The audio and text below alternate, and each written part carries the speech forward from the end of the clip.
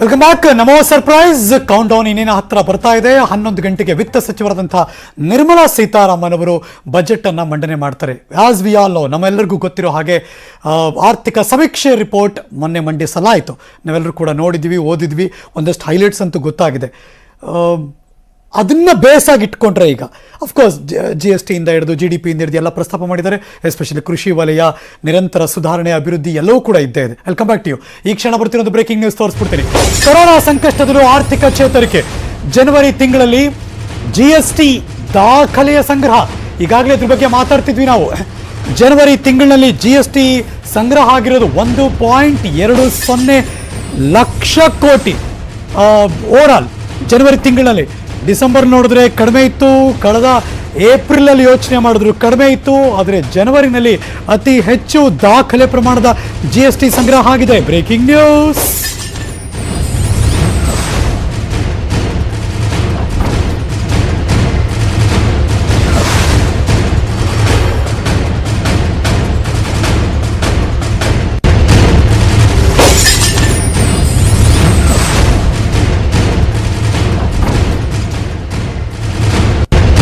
Good, ಒಳ್ಳೆ move. Because ಸರಕು ಮತ್ತು ಸೇವಾ ತೆರಿಗೆಯಲ್ಲಿ ಭಾರಿ ಏರಿಕೆ ಆಯಿತು. GST ಶುರುವಾದಾಗಿನಿಂದ ಅತಿ ಹೆಚ್ಚು ಸಂಗ್ರಹ ಆಗಿರುವಂಥ ಒಂದು ಕ್ಷಣ ಇದು.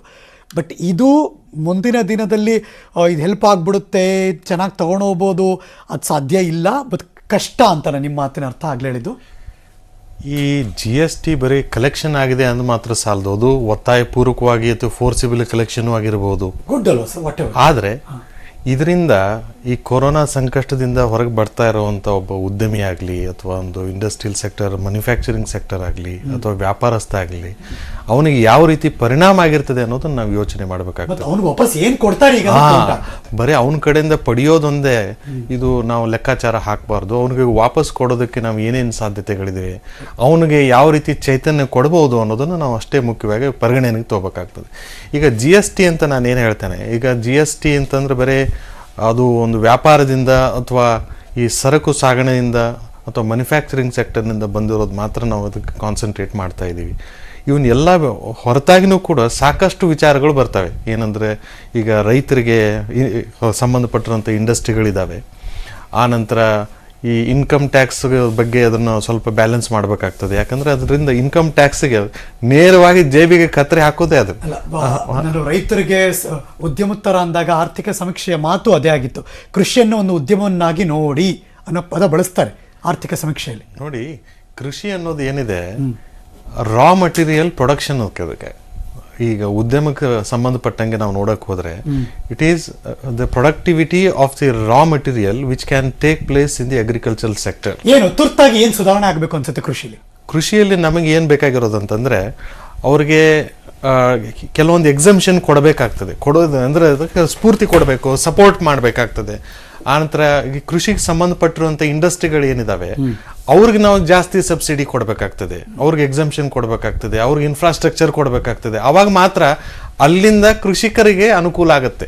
ಸರ್ಕಾರದಿಂದನೇ ಎಲ್ಲ ರೈತರಿಗೆ ಅನುಕೂಲ ಆಗ್ತದೆ ಅಂತ ನಾವು ಲೆಕ್ಕಾಚಾರ ಹಾಕಿದ್ರೆ ತಪ್ಪು. ಅದು ಸಾಧ್ಯವೂ ಇಲ್ಲ, ಅದು ಸರ್ಕಾರ ಮಾಡುವಂತ ಕೆಲಸನೂ ಅಲ್ಲ ಅಂತ ಅವರು ಹೇಳ್ಬಹುದು. ಆದ್ರೆ ಕೃಷಿಕ ಒಂದ್ ಕಡೆಗೆ ಸರ್ಕಾರನೂ ಅವನ ಬೆಂಬಲಕ್ಕೆ ನಿಂತ್ಕೊಳ್ಳೋದಿಲ್ಲ. ಆ ರೀತಿಯ ಇಂಡಸ್ಟ್ರಿ, ಕೃಷಿ ಮೇಲೆ ಡಿಪೆಂಡ್ ಆಗಿರುವಂತ ಇಂಡಸ್ಟ್ರಿನೂ ಅದಕ್ಕೆ ಒಂದು ಸಪೋರ್ಟಿಗೆ ನಿಂತ್ಕೊಳ್ಳೋದು. ಕೃಷಿ ಕಾಯ್ದೆಗಳು ಏನೇನು ಬಂದಿದೆ, ದೊಡ್ಡ ಹೋರಾಟ ನಡೀತಿದೆ, ಇನ್ನೊಂದು ಕಡೆ ಬೇರೆ ವಿಚಾರ. ಬಟ್ ಅದು ರೈತರಿಗೆ ಬೆಂಬಲವಾಗ್ತಾ ಇದೆ. ಅದ್ರ ಮೂಲಕ ಅದು ಪಶು ಸಂಗೋಪನೆ ಮಾಡಲಿ, ಮೀನುಗಾರಿಕೆ ಮಾಡಲಿ, ಹಲವಾರು ಕೃಷಿ ಚಟುವಟಿಕೆಗಳು ಮಾಡಲಿ, ಇದು ರೈತನಿಗೆ ಬೆಳವಣಿಗೆಗೆ ಸುಸ್ಥಿರತೆ ತಂದು ಕೊಡ್ತಾ ಇದೆ ಅಂತ ಅನ್ಸುತ್ತಾ ನಿಮಗೆ? ಸದ್ಯದ ಪರಿಸ್ಥಿತಿಯಲ್ಲಿ ಅದು ಅನಾವಶ್ಯಕವಾಗಿತ್ತು ಅಂತ ನನ್ನ ಅಭಿಪ್ರಾಯ. ಯಾಕೆಂದ್ರೆ ಮೊದಲನೇದ್ದು ಆರ್ಥಿಕತೆ ಕುಸಿದು ಹೋಗಿದೆ. ಇಂಡಸ್ಟ್ರಿಗಳು, ಅದು ಕೃಷಿ ಮೇಲೆ ಡಿಪೆಂಡ್ ಆಗಿರುವಂಥ ಇಂಡಸ್ಟ್ರಿಗಳು ಏನಿದಾವೆ ಇನ್ನೂ ಎಸ್ಟಾಬ್ಲಿಷ್ ಆಗ್ತಾ ಇಲ್ಲ, ಅದಕ್ಕೆ ಸಪೋರ್ಟ್ ಸಿಗ್ತಾ ಇಲ್ಲ. ಹಾಗಾಗಿ ಕೃಷಿಕ ಈ ಸರ್ಕಾರದ ಮೇಲೂ ಡಿಪೆಂಡ್ ಆಗೋ ರೀತಿ ಇಲ್ಲ, ಮತ್ತೆ ಆ ಇಂಡಸ್ಟ್ರಿ ಮೇಲೂ ಡಿಪೆಂಡ್ ಆಗೋ ರೀತಿ ಇಲ್ಲ. ಕೃಷಿಕ ತನ್ನ ಜಮೀನಿನ ಮೇಲೆ ತಾನು ಡಿಪೆಂಡ್ ಆಗದೆ ಇರುವಂತ ಪರಿಸ್ಥಿತಿಗೆ ಬಂದು ಒದಗಿರೋದ್ರಿಂದ ಬೆಲೆಗಳಿಗೆ ಬೆಲೆದ ಬಗ್ಗೆ ಇನ್ಸೆಕ್ಯೂರಿಟಿ ಇದೆ ಅವನಿಗೆ. ಅಂದ್ರೆ ಇನ್ಸೆಕ್ಯೂರಿಟಿ ಇದೆ ಅಂತಂದ್ರೆ ಸಾಕಷ್ಟು ಪ್ರಸಂಗಗಳನ್ನು ನೋಡ್ತಾ ಇದ್ದಾರೆ. ಹಾಗಾಗಿ ಅವನಲ್ಲಿ ಇನ್ಸೆಕ್ಯೂರಿಟಿ ಇದೆ ಕೃಷಿಕನಲ್ಲಿ. ಕೃಷಿಕ ಏನಾದ್ರೂ ಕೃಷಿ ಮಾಡೋದು ಬಿಟ್ಬಿಟ್ಟ ಅಂತಂದ್ರೆ ಅವನು ಮುಂದಿನ ಜನರೇಷನ್ ಕೃಷಿಕತೆ ಮಾಡದೆ ಹೋದ್ರೆ ನಮ್ಮ ದೇಶಕ್ಕೆ ಬಹಳ ದೊಡ್ಡ ಆಪತ್ತಿದೆ ಅಂತ ನಾನು ಹೇಳಬಯಸ್ತೇನೆ. ಮಾಹಿತಿಯ ಕೊರತೆ ಇದೆಯಾ ಅವನಿಗೆ? ಮಾಹಿತಿ ಕೊರತೆ ಅಂತಲ್ಲ, ಸರ್ಕಾರ ಅವ್ರಿಗೆ ಉತ್ತೇಜನ ಸರಿಯಾಗಿ ಯಾವ ರೀತಿ ಪ್ರಮಾಣದಲ್ಲಿ ನೀಡಬೇಕಾಗಿತ್ತು ಆ ನೀಡೋ ವಿಚಾರ ಆ ಶಿಕ್ಷಣ ಆ ತರಬೇತಿಯನ್ನ ಕೊಡಮಾಡ್ಲಾಗ್ತಾ ಇದೆಯಾ? ಮೊದಲನೇದು ತರಬೇತಿ ಕೊಡ್ಬೇಕು ಅವ್ರಿಗೆ. ಅಂದ್ರೆ ಯಾವ ಕ್ರಾಪ್ ಅನ್ನ ಯಾವ ಜಮೀನಿನಲ್ಲಿ ಯಾವ ಸಾಯಿಲ್ ನಲ್ಲಿ ಬೆಳಿಬಹುದು ಅಂತ ಅದನ್ನ ಅವ್ರಿಗೆ ತರಬೇತಿ ಕೊಡ್ಬೇಕು. ನಿರ್ದಿಷ್ಟ ತರಬೇತಿ ಕೊಡ್ಲೇಬೇಕಾಗ್ತದೆ. ಅದಕ್ಕೆ ಟ್ರೈನಿಂಗ್ ಇನ್ಸ್ಟಿಟ್ಯೂಟ್ ಮಾಡಬೇಕು. ಅದನ್ನ ಫ್ರೀ ಆಗಿ ಮಾಡ್ಬೇಕು ಇವರು. ಅದಕ್ಕೆ ಚಾರ್ಜ್ ಮಾಡಿದ್ರೆ ಮತ್ತೆ ಕೃಷಿಕ ಬರಲ್ಲ, ಅವನಿಗೆ ಹೊರೆ ಆಗ್ತದೆ. ಆ ನಂತರ ತರಬೇತಿ ಆದ ನಂತರ ಅವನಿಗೆ ಮಾರುಕಟ್ಟೆ ಅದಕ್ಕೆ ಚೈನ್ ಕೊಡ್ಬೇಕು.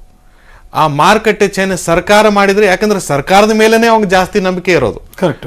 ಸರ್ಕಾರದ ಮೇಲೆ ನಂಬಿಕೆ ಜಾಸ್ತಿ ಇಟ್ಟಿರೋದ್ರಿಂದ ಸರ್ಕಾರ ಆ ನಂಬಿಕೆಯನ್ನು ಉಳಿಸ್ಕೊಳ್ಳೋದಕ್ಕೆ ಪ್ರಯತ್ನ ಮಾಡಬೇಕು. ಈ ಸರ್ಕಾರ, ಯಾವುದೇ ಸರ್ಕಾರ ಆಗಿರಲಿ, ಯಾವುದೇ ಇಂಡಸ್ಟ್ರಿಗಳದ್ದು ಅಥವಾ ಮತ್ತೊಂದು ಫಾರಿನ್ ಕಂಪನಿಗಳಿಗೆ ಸಂಬಂಧಪಟ್ಟಿರೋಂಗೆ ಅವಾಗ ಏಜೆಂಟ್ ತರ ವರ್ತಿಸಬಾರ್ದು. ಯಾಕಂದ್ರೆ ಕೃಷಿಕನೇ ನಮಗೆ ಮುಖ್ಯವಾಗಿರುವಾಗ ಅವನು ನಮ್ಮನ್ನು ಸಂಪೂರ್ಣವಾಗಿ ಅವಲಂಬಿಸಿದಾಗ, ನಮ್ಮ ಮೇಲೆ ನಂಬಿಕೆ ಇಟ್ಟಾಗ, ಅದೇ ರೀತಿ ನಾವು ಕೂಡ ಅವನ ನಂಬಿಕೆಗೆ ಪಾತ್ರರಾಗಿರ್ಬೇಕು ಅಂತ ನಾನು ಹೇಳ್ತೇನೆ. ಆ ಬ್ಯಾಕ್ಗ್ರೌಂಡ್ ಇಂದಲೇ ಬಂದಿದ್ದಾರೆ. ಸಾಹೇಬ್ರು ಏನ್ ಹೇಳ್ತಾರೆ ಕೇಳೋಣ. ಸಣ್ಣ ಅತಿ ಸಣ್ಣ ರೈತರಿಗೆ ಬಹಳ ಇಂಪಾರ್ಟೆಂಟ್ ಇವಾಗ ಅಂತ ಏನ್ ನಿರೀಕ್ಷೆ ಮಾಡ್ಬೋದು ಸರಿ? ನಾನು ಅವರ ಮಾತಿಗೆ ಪೂರಕವಾಗಿಯೇ ಒಂದೆರಡು ಸಂಗತಿಗಳನ್ನು ಹೇಳೋದಕ್ಕೆ ಇಷ್ಟಪಡ್ತೇನೆ. ಪ್ಲೀಸ್. GST ಯಾವುದೇ ಹೊಸ ಯೋಚನೆಗಳು ಬರಬೇಕಂತೇಳಿ ಆದರೆ ಅದರ ಹಿಂದೆ ತುಂಬ ಚಿಂತನೆಗಳು ಆಗಿರ್ತದೆ. ಏಕಾಏಕಿ ಅದು ಉದ್ಭವ ಆಗಿರುವುದಿಲ್ಲ. ಈ GSTಯನ್ನು ಜಾರಿಗೆ ತರಬೇಕು ಅಂತ ಹೇಳುವಂತಹ ದೃಷ್ಟಿಯಲ್ಲಿ ಕಾಂಗ್ರೆಸ್ ಸರ್ಕಾರ ಇರುವಾಗ, ಮನಮೋಹನ್ ಸಿಂಗ್ ಸರ್ಕಾರ ಇರುವಾಗಲೂ ಈ ಚಿಂತನೆ ನಡೆದಿದೆ. ಇವತ್ತು ಅದನ್ನು ಜಾರಿಗೆ ತರುವಂತಹ ದೃಷ್ಟಿಯಲ್ಲಿ ಒಂದು ದೃಢವಾದ ನಿಶ್ಚಯವನ್ನು ಮೋದಿ ಸರ್ಕಾರ ತಗೊಂಡು ಅದು ಇಡೀ ದೇಶಕ್ಕೆ ಅನ್ವಯ ಆಗುವಂತಹ ರೀತಿಯಲ್ಲಿ ಒಂದು ವ್ಯವಸ್ಥೆಗೆ ಒಂದು ಪೂರಕವಾದಂತಹ ಒಂದು ಶಕ್ತಿಯನ್ನು ಕೊಡ್ತದೆ ಅಂತ ಹೇಳುವ ಕಾರಣಕ್ಕೋಸ್ಕರವೇ GST ಬಂದಿರುವಂಥದ್ದು. ಹಾಗಾಗಿ ಇವತ್ತು ಆ ಬೆಳವಣಿಗೆಯನ್ನು ನಾವು ಕಾಣ್ತಾ ಇದ್ದೇವೆ. ಹೊಂದಿಕೊಳ್ಳುವುದಕ್ಕೆ ಯಾವುದಾದ್ರೂ ಹೊಸ ಸಂಗತಿಗಳು ಬಂದಾಗ ಹೊಂದಿಕೊಳ್ಳುವುದಕ್ಕೆ ಒಂದು ಸ್ವಲ್ಪ ಸಮಯ ಸಿಗಬೇಕು. ಆದರೆ ಆ ಸಮಯವನ್ನು ಯಾವುದೇ ಕಾರಣಕ್ಕೂ ಭಯವನ್ನು ಹುಟ್ಟಿಸುವಂತಹ ಒಂದು ರೀತಿಯಲ್ಲಿ ನಾವು ಮಾತುಗಳನ್ನು ಇದು ಪಾಯಿಂಟ್ ಇಲ್ಲ ಅಂತಲ್ಲ. ಅಫ್ಕೋರ್ಸ್ ಪ್ರತಾಪ್ ನಾಯಕ್ ಅವರು ಹೇಳ್ತಿರೋ ಮಾತು. ಆದರೆ ಅದು ವಿಶ್ವಾಸವನ್ನೇ ಹೆಚ್ಚು ಮಾಡಬೇಕು. ಆ ಮೂಲಕ ಸರ್ಕಾರ ಬೇರೆ ರೀತಿಯ ಕೆಲಸಗಳು ಮಾಡೋದಕ್ಕೆ ಜನಗಳಿಗೆ ಆ ವಿಶ್ವಾಸನ ಬರ್ಸೋ ಹಾಗೆ. I will come back to you. ವಾಪಸ್ ಬರ್ತೀನಿ, ನಾನು ನಿಮ್ಮ ಜೊತೆ ಮಾತಾಡ್ತೀನಿ. ಶ್ರೀ ಸಂಕೇತ್ ತೆಣಗಿಯವರು ಮತ್ತು ಪ್ರತಾಪ್ ನಾಯಕ್ ಅವರು ನಮ್ಮ ಜೊತೆ ಇರ್ತಾರೆ. ಕೆಲವೇ ಕ್ಷಣದಲ್ಲಿ ತುಂಬ ಮಧ್ಯಮ ವರ್ಗದ ಜನ ನಾವೆಲ್ಲರೂ ಯೋಚನೆ ಮಾಡ್ತಿರೋ, ಸಂಬಳ ತಗೋತೀವಿ, ಎಷ್ಟೆಲ್ಲ ಟ್ಯಾಕ್ಸ್ ಕಟ್ತೀವಿ ನಾವು, ಈ ಬಾರಿ ನಮ್ಮ ಟ್ಯಾಕ್ಸ್ ಸ್ಲ್ಯಾಬ್ಗಳಲ್ಲಿ ಏನೆಲ್ಲ ಏರ್ಪೇರ್ಗಳಾಗುತ್ತೆ, ಕಡಿಮೆ ಮಾಡಿಕೊಡ್ತಾರ, ವಿನಾಯಿತಿ ಕೊಡ್ತಾರ ಅಂತ ಕಾಯ್ತಾ ಇದ್ದೀವಿ ನಾವು. ಬಹುಶಃ ಎಲ್ಲದ್ರ ಬಗ್ಗೆ ಮಾತಾಡೋದಕ್ಕೆ ಮಗದೊಬ್ಬ ಗೆಸ್ಟ್ ಕೂಡ ಸ್ಟುಡಿಯೋಗೆ ಜಾಯ್ನ್ ಆಗ್ತಾರೆ ಒಂದು ಬ್ರೇಕ್ ಆದಮೇಲೆ. ಅವರ ಹೆಸರು ಲೋಹಿತ್ ಅಂತ. ಒಂದು ಚಿಕ್ಕ ಬ್ರೇಕ್, ಎಲ್ಲೋ ಹೋಗದೆ ಕಾಯ್ತಾ ಇರಿ. ಮುಖ್ಯಾಂಶಗಳ